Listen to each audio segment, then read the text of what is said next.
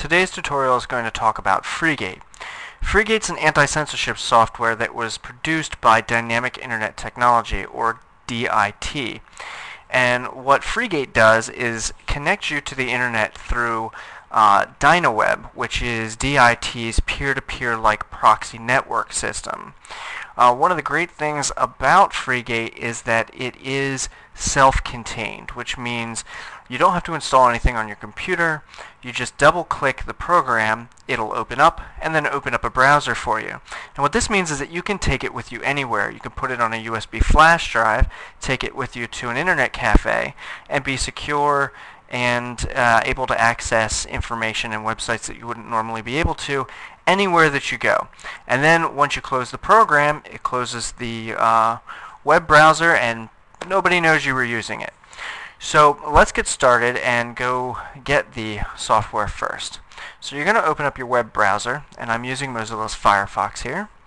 Now normally I'd give you the website to go to right here, but we're just going to go to Google and type in Freegate. Okay, and then it should be one of the top choices.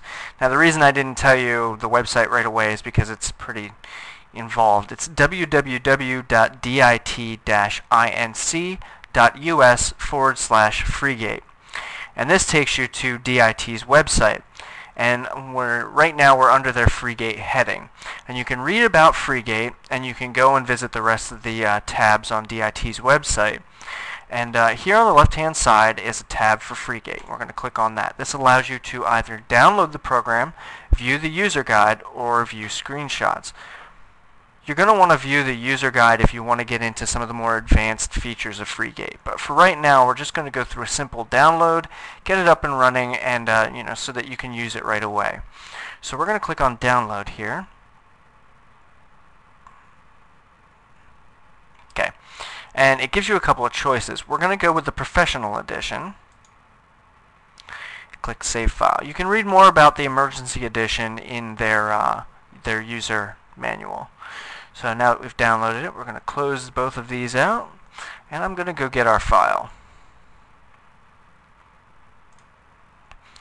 Now, like I said, this is a self-contained program. Once I double-click this icon here, it's going to open up the user interface, and then once it's connected to the service, it's going to open up a web browser. So let's double-click this and start connecting to the service. I'm going to run. Okay. This is the user interface. There are a couple of different tabs here. The server, status, tunnel, and settings. Obviously, settings are pretty self-explanatory. You can set it to delete the history when you exit the program. You can set it not to open a browser when the program starts. You can start Freegate when you start your computer. And there are a couple other options here. Hold on a sec.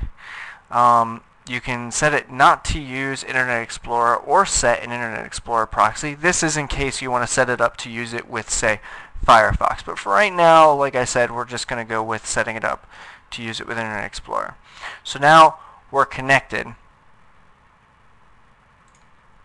This is the Internet Explorer window that it popped up. This is the one that's going to be safe, that we can use to access websites that we wouldn't have been able to normally.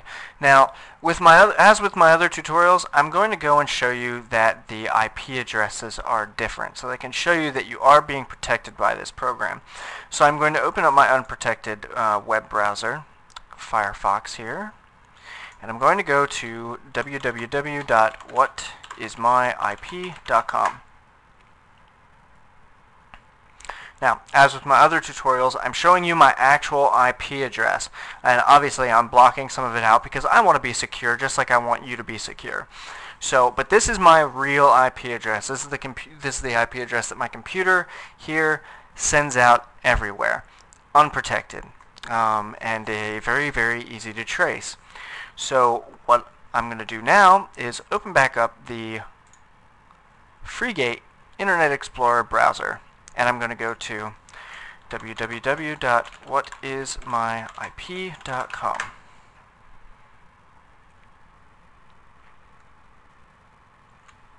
And right there you can see that the numbers have changed. So Freegate is protecting me, making it much harder to find out who I am and to trace where I've been. It'll also do that when you close the program. Okay, so you're done freely accessing the internet, and you want to make sure that you're even more secure. So you want to get rid of your internet browsing history. Well, that's really easy to do with Freegate. One of the settings you can set inside of Freegate allows you to delete the Internet Explorer history when the program exits. That's good, because then the next person can't see, the next person at the internet cafe can't see what you were looking at. Anybody who takes a look at your computer can't see where you were at and can't tell that you've been using a circumvention tool in order to get around firewalls or web censorship, or even just to hide your IP address. So delete the IE history when program exits, and you'll be more secure. So then all you have to do to close all the browsers is exit the user interface, and you can do that by clicking the big X or by going down and clicking exit. Now, it should ask me if I want to keep the Internet Explorer windows open or if I want them to close, and you can also have it do it every time you close the program. I'm going to set it to do it every time, because this way, if I have to quickly close everything, all I have to do is exit the user interface. And then I'm going to click Close IE Windows. It closes all the Internet Explorer windows that were open and connected to Freegate, while at the same time deleting all of the Internet Explorer browsing history. So that's all there is to downloading and using Freegate. Now, there are some more advanced options. You can set up some emergency options for really heavily censored areas. So I would suggest taking a look at their user manual in order to get the most out of Freegate that you can get. But with this tutorial, if you follow my instructions, you should be able to at least use it to access the internet more freely. I hope this has been of some help to you, and thanks for viewing our tutorial.